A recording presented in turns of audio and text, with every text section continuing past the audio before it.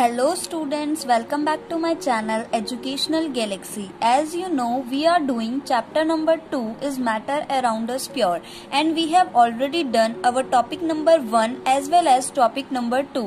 So now in this video we will discuss our topic number 3, that is separating components of a mixture. So let's start.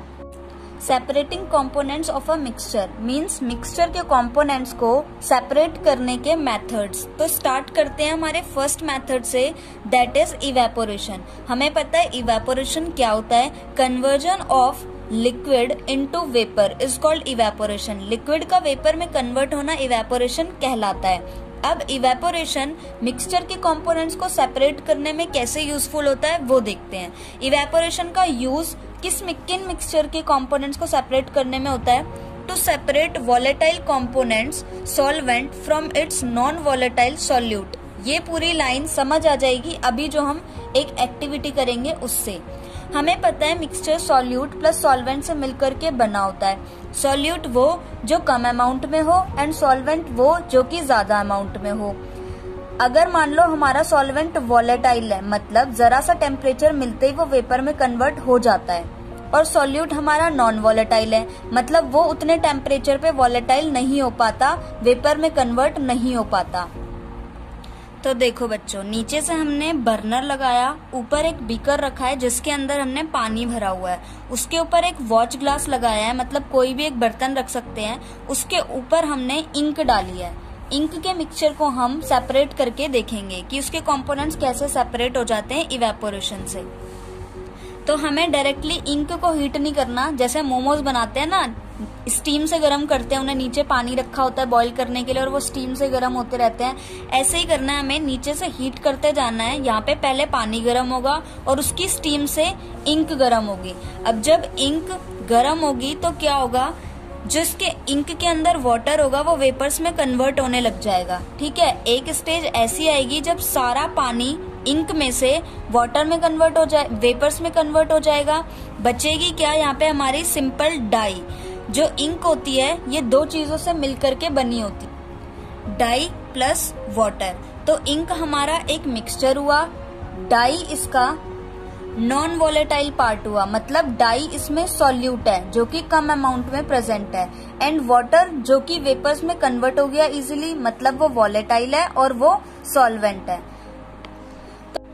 So evaporation हमारा ऐसे mixture के components को separate कराने में help करता है जिसमें सॉल्यूट नॉन वॉलेटाइल हो और सॉल्वेंट वॉलेटाइल हो, ताकि जरा सी हीट मिलते ही सॉल्वेंट तो उड़ जाए और सॉल्यूट नीचे ही रह जाए, ताकि हम इजीली दोनों को सेपरेट कर सके।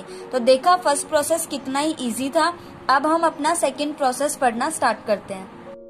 Second method is centrifugation. It is used to separate cream from milk. Milk में से क्रीम को सेपरेट करने के लिए इस मेथड का यूज किया जाता है। जैसे कि ये बाउल है, इसमें मिल्क रखा है। अब एक मिल्क चर्नर होता है जो कि लोग घरों में भी खरीद के लाते हैं मिल्क में से क्रीम को अलग करने के लिए। सिंपली क्या करना होता है, देखा भी होगा शायद आपने, घर पे मम्मी भी करती होंगी। मिल्क में मिल्क चर्नर को डाला जाता है और तेज तेज घुमाया जाता है। इससे क्या होता है, जो मिल्क के बाकी के पार्टिकल्स है हैवी वो तो नीचे आ जाएंगे, जबकि जो लाइटर पार्टिकल्स है मतलब फैट जो क्रीम है वो टॉप पे आ जाएगी। उसके बाद क्रीम को मिल्क में से अलग निकाल लेंगे। तो इस तरीके से सेंट्रीफ्यूगेशन का यूज किया जाता है। इस प्रोसेस का यूज अलग अलग जगह भी किया जाता है। सबसे पहला यूज तो घरों में ही हो गया, मिल्क में से क्रीम को सेपरेट करने के लिए। सेकेंडली लेबोरेटरीज में भी इसको यूज किया जाता है for blood and urine test. And third, washing machines के अंदर भी आपने ऐसा चर्नर लगा देखा होगा जो कि गीले कपड़ों को सुखाने का काम करता है, उनमें से पानी निचोड़ता है। तो ये इसकी एप्लीकेशंस थी। सेंट्रीफ्यूगेशन प्रोसेस कहाँ कहाँ पर यूज किया जाता है, ये भी सिंपल था। अब थर्ड प्रोसेस पढ़ते हैं। The third method is sublimation. Sublimation हमने चैप्टर 1 में पढ़ा है। प्रोसेस क्या होता है, conversion of solid directly into gaseous state. Solid का डायरेक्टली गैसियस स्टेट में कन्वर्ट होना सब्लिमेशन कहलाता है। तो यहाँ पे सब्लिमेशन का यूज किस टाइप के मिक्सचर को सेपरेट करने में होता है, to separate salt from ammonium chloride. Ammonium chloride में से सॉल्ट को सेपरेट करने में सब्लिमेशन का यूज होता है।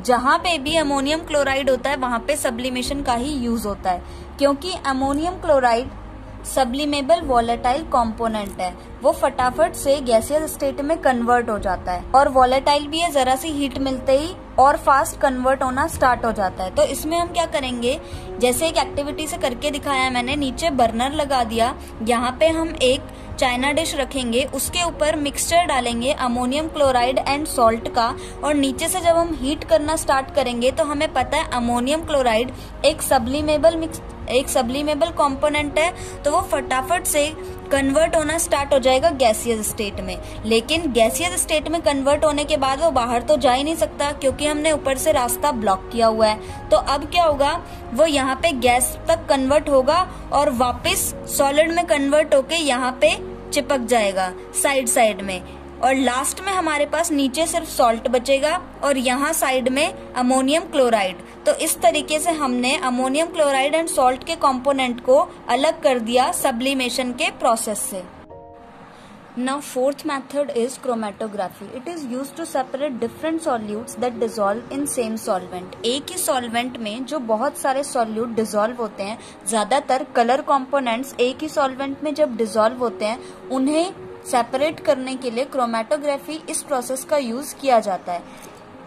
सपोज एक इंक है हमारे पास, उसके कंपोनेंट्स को हमें अलग अलग करना है, तो इंक हमें पता है डिफरेंट डाइज से मिलकर के बनी होती है, मतलब अलग अलग कलर से, और सॉल्वेंट उसमें वाटर होगा, मतलब जो ज्यादा अमाउंट में है वो वाटर है और थोड़ी थोड़ी अमाउंट्स में डाई होती है अलग अलग।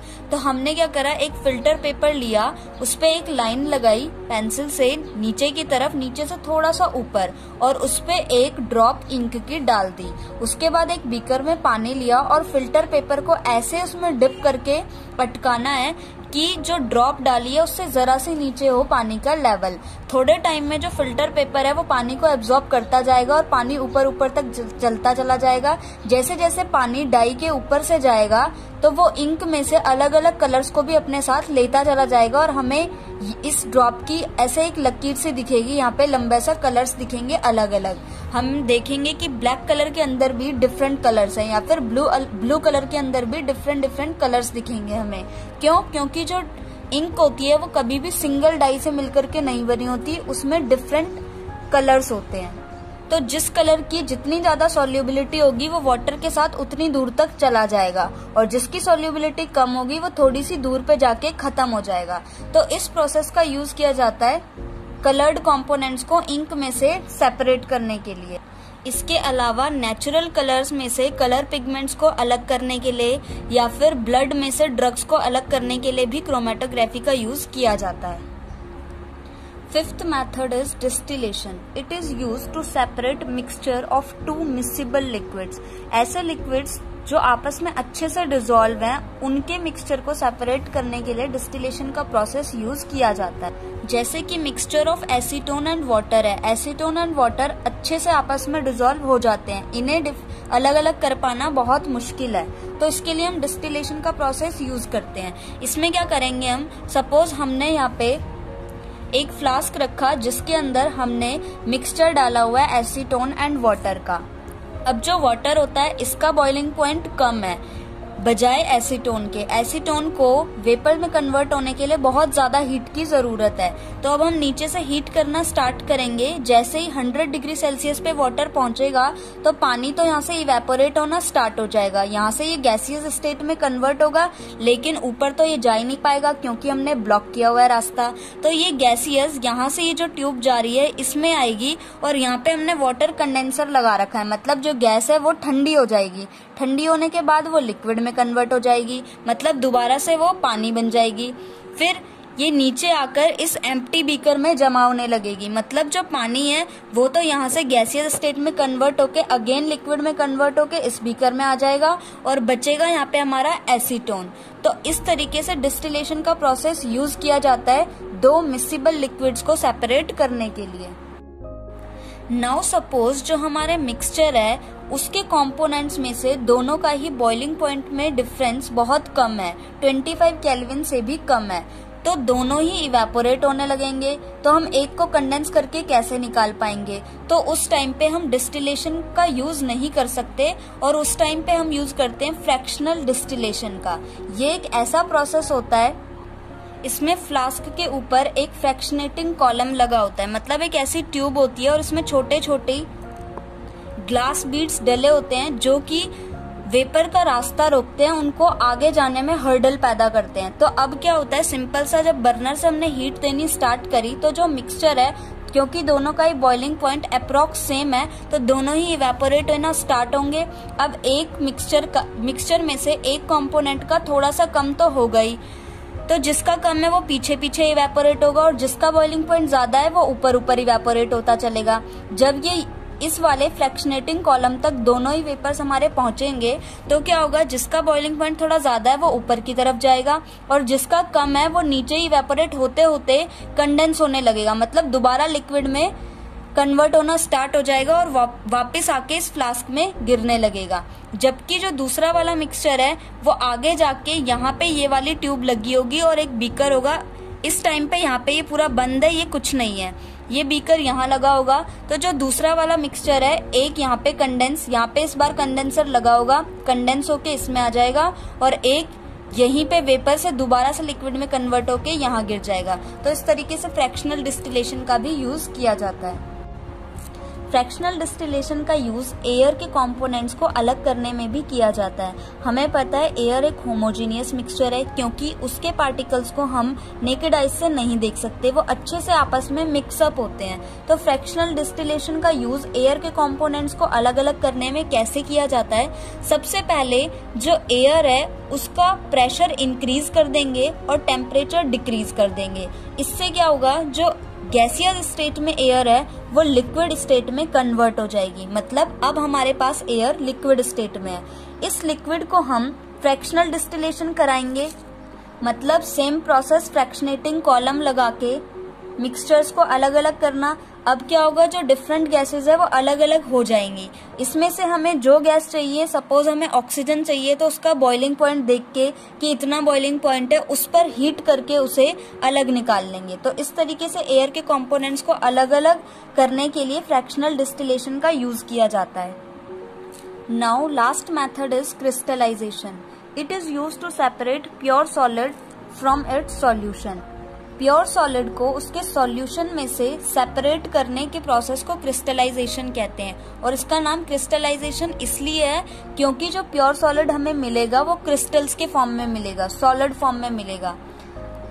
तो इसमें सबसे पहले हमें इम्प्योर कॉपर सल्फेट लेना है थोड़ा सा, उसमें मिनिमम अमाउंट वाटर ऐड करनी है, मतलब आपस में दोनों को अच्छे से मिक्स कर देना है, एक सॉल्यूशन बन जाएगा। उस सॉल्यूशन को फिल्टर पेपर से पास करवाना है ताकि इम्प्योरिटीज फिल्टर पेपर पे ही रुक जाए और बाकी का सॉल्यूशन नीचे हमें बीकर में मिल जाए। इसके बाद इस सॉल्यूशन को हमें हीट करना है बर्नर के ऊपर ताकि वाटर इसमें से इवेपोरेट हो जाए। अब जो हमारे पास सिंपल जो बचेगा वो प्योर कॉपर सल्फेट होगा जो कि क्रिस्टल्स की फॉर्म में हमें मिल जाएगा। तो इस तरीके से क्रिस्टलाइजेशन का प्रोसेस किया जाता है। सो स्टूडेंट्स, ये 6 हमारे मेथड्स थे, टेक्निक्स थी मिक्सचर के कंपोनेंट्स को अलग अलग करने की। एक एक को हमने डिटेल में पढ़ा। सबसे पहले evaporation, then centrifugation, sublimation, chromatography, distillation, उसके अंदर ही fractional distillation and last crystallization. I hope आपको 6 के 6 अच्छे से समझ में आ गए होंगे। इनको समझना उतना ही जरूरी है जितना इनके क्वेश्चंस को करना है, क्योंकि एग्जाम में बहुत क्वेश्चंस पूछे जाते हैं कि बताओ इस टाइप के मिक्सचर को सेपरेट करने के लिए आप कौन सी टेक्निक का यूज करेंगे। तो जब हमें पूरा प्रोसेस पता होगा कि कौन से मिक्सचर के लिए कौन सी टेक्निक यूज की जाती है, तभी हम आंसर कर सकते हैं। So we have done our topic number 3 also. In next video we will discuss last topic, that is pure substance and its types. तब तक आप इसी को अच्छे से पढ़ते रहिए। अब हम नेक्स्ट वीडियो में मिलेंगे लास्ट टॉपिक करके चैप्टर फिनिश। Bye bye.